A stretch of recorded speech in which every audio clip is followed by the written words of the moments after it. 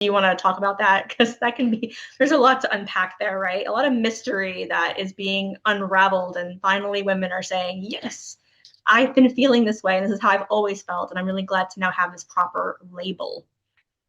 So it's interesting because people are beginning to now realize that menopause can happen at any age, and that is a big shift in the conversation that we're having. So it's no longer an older woman's thing.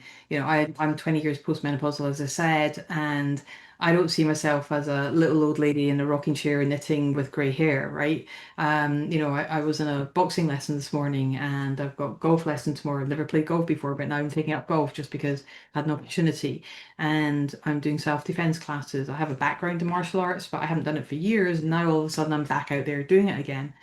So I think that we need to reimagine who we are and what we can do. The challenge we've got as women is the fact that our medical health practitioners are not necessarily trained in our menstrual health issues. So you mentioned PCOS or PMOS, and the fact that we're beginning to start to have different terminology.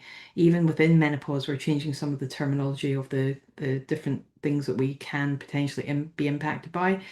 One of the things for the people that are listening is that genital urinary issues can be massive. So painful sex, urinary incontinence, painful sitting down in your clothes just because your vulva is now sensitive. But with estrogen, localized estrogen and vaginal estrogen, we can very quickly and very easily remediate most of those things. And yet we're not talking about it. Now we're seeing research coming out talking about using vaginal estrogen to remove the risk of sepsis and death, right? So just by talking about something super simple that anybody in the UK, we can buy vaginal estrogen over the counter if you're menopausal and over 51. And most of the places in the world, you have to go on a prescription. To get a prescription, you have to have an appointment. To have an appointment, you have to have an examination. But you can just phone up here and order it online, or you can order it from Yeah. your doctor, buy it in the chemist.